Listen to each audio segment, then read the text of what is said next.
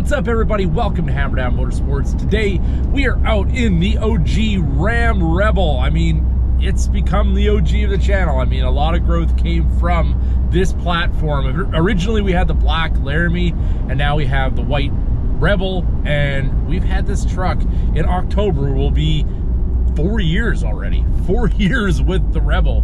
And today we're on this video, we're just gonna go through a little bit of the ownership experience, kind of how I feel about it, how I feel about the dealer network, how I feel about, I don't want to talk about that one, but how I feel about just being a Ram owner at this point in the game, and is it something that I would buy again in 2023? All right, so some of the things that I've noticed about this truck after buying the Super Duty, because I know you guys have probably already noticed, I'm wearing my Super Duty hat.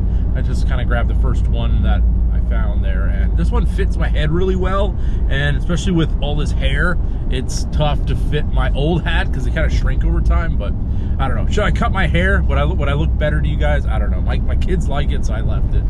That's just kind of how it is for now, and maybe one day we'll change it up again, but we'll see.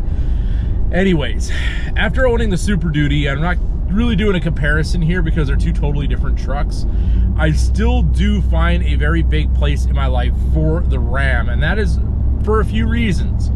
The Ram with the independent front suspension rides really nicely, especially with we have the Rough Country Vertex on this truck with a 6-inch lift and 35-inch BF Goodrich all-terrain ATK02s, and I love the ride of this truck. They're on 20-inch wheels, so you still have some sidewall, and you know, it goes over bumps really nicely. It's not as jarring as a Super Duty is, because obviously that's got a more heavy-duty 1-ton suspension. It's going to be different. This isn't, like I said, not a comparison between the two trucks, but that's one thing that I do notice. The ride in this truck is really nice. It does have the coils in the rear and all of that, and being lifted changed this truck a lot. It made it a whole lot, I think it's a lot cooler, honestly, and just the look is so much better. And am I done doing stuff in this truck? I'm not entirely sure. I have no immediate plans for what I'm doing on this truck currently. I've really just been driving it, and that's honestly why we buy a vehicle, is just to have it as our daily driver and enjoy the money that we invested in it.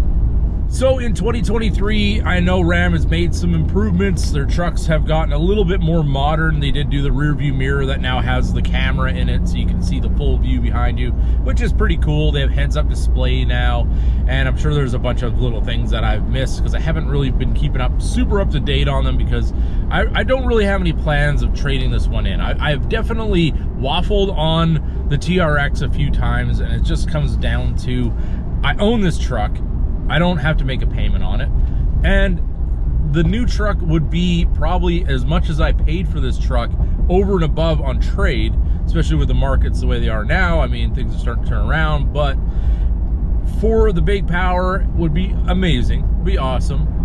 This truck is actually higher than a TRX, so I would be going down a little bit as far as lift goes, and the body lines on it, I think that they look nice, definitely, but I think just the way that this truck has been put together, as far as the wheels, the tires, just the color scheme and everything, I just find myself really attached to the way that this came together, and I really like this truck. I think it's exactly what I wanted it to be, and not to say I couldn't do that with a TRX, but is it really going to be worth that extra $40,000, $50,000 investment over and above the work that I've already done on this one, and being that we only have 22,130 miles currently, I don't know. I think I'm pretty well set with what I need right here, and also I would really miss my Ram boxes.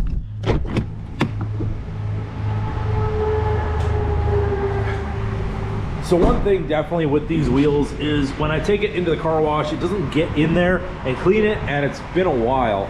So we're here at the car wash today. We're gonna get these rims nicely detailed up so this thing looks nice and fresh once again.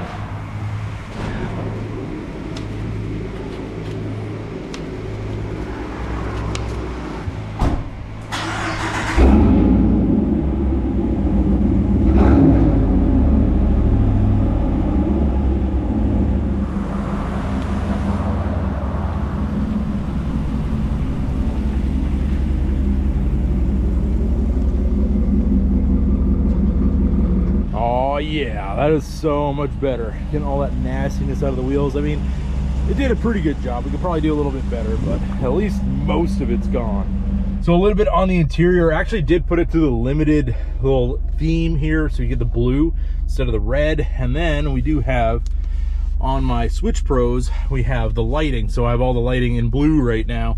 We have it alongside of the console. We have it in all of the little pockets, where on the Rebel, they did not put ambient lighting. So I don't know if they fixed that in the newer ones or not, but in my 19, I had to put them in. And if you guys want to see it, we have a video in the playlist. So now for the dry cycle.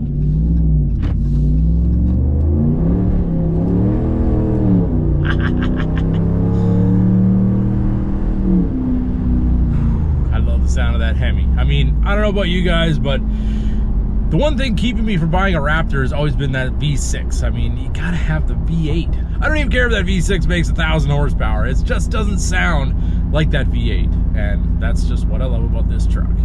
So a little bit about the dealership experience, and we've talked in depth about this in previous videos when I was very upset about the way that I've been treated with not just this truck, but previous trucks at the same dealer.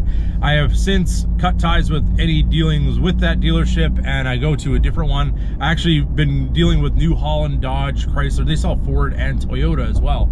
So they've been pretty good. Their service department's really good. It's big. They're very quick. They're very friendly. They're very organized. And that I definitely do appreciate that. I've had no issues with them whatsoever. So it's not, I know a lot of people have said that the Ram dealer market or dealer network is really bad. And I can attest to having a bad experience, but there is good ones out there as well. So yeah, if you have a bad dealership, look around, go somewhere else, because just because you bought it from them doesn't mean that they have to service it. So it's not just Ram though. I've had issues with Jaguar. I've had issues with other manufacturers as well. So I mean, it really just depends on what you're driving. If you find a good dealer in a car that you like, I mean, stick with them because they're kind of rare.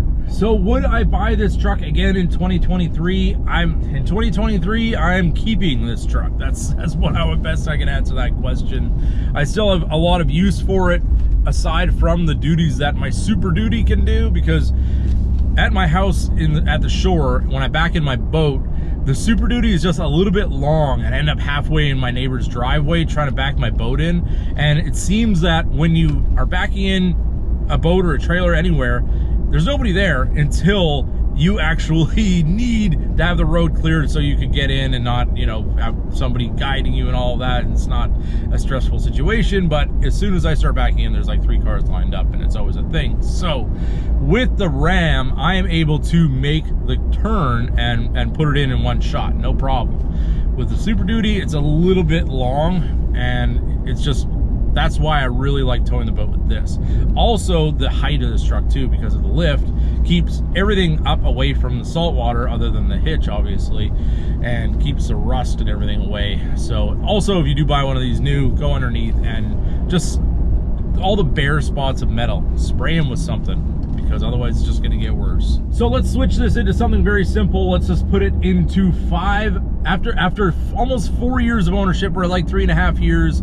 Long-term tester, my 5 things I love about this truck, the 5 things that I hate about this truck, or the things I would have to say that are my least favorite. I don't say I hate them necessarily, but we're gonna go. Number 1 like about this truck is the ride. Ride's absolutely awesome. Number 2 is how quiet it is in the cab and comfortable.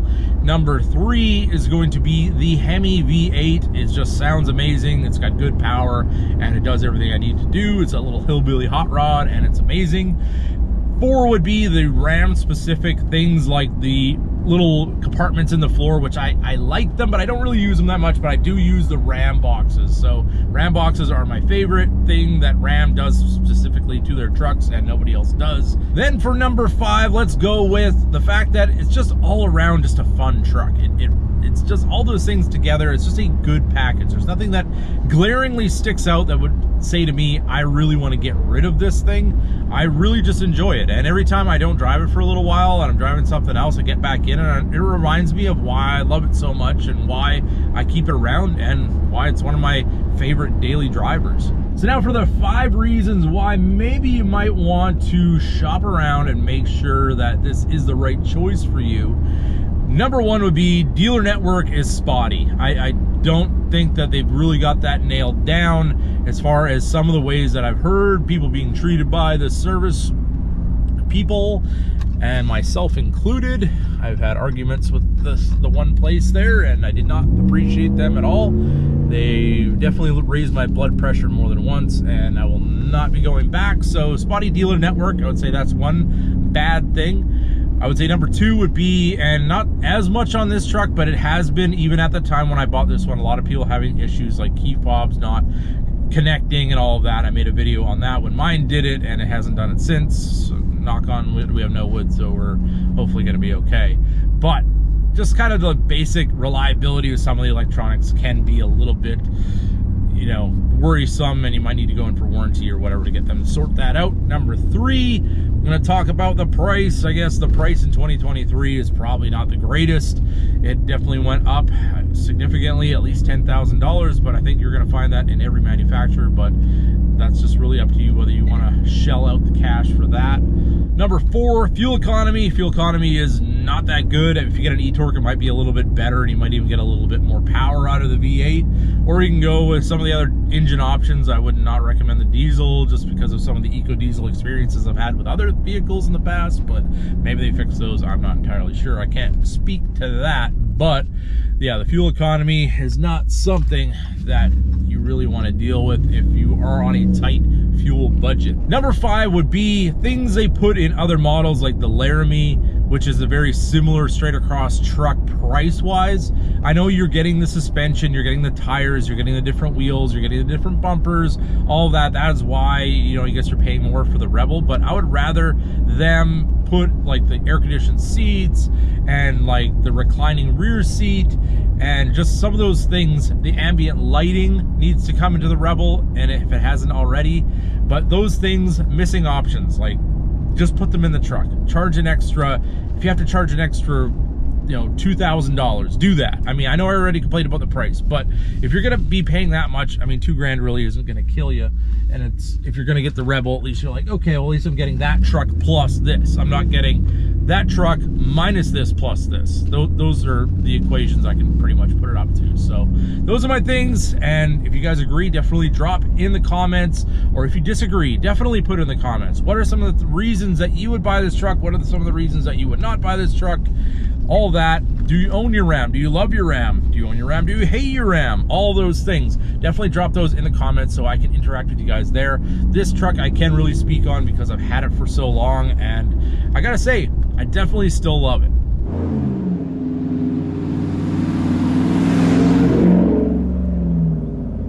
So there it is, everybody. I hope you guys enjoyed coming along for a little drive with me. We haven't done one of those in a while, so drop your comments in the comment section if you guys enjoyed this video. Don't forget to give it a big thumbs up. If you're new to the channel, hit that subscribe button, and as always, keep that hammer down.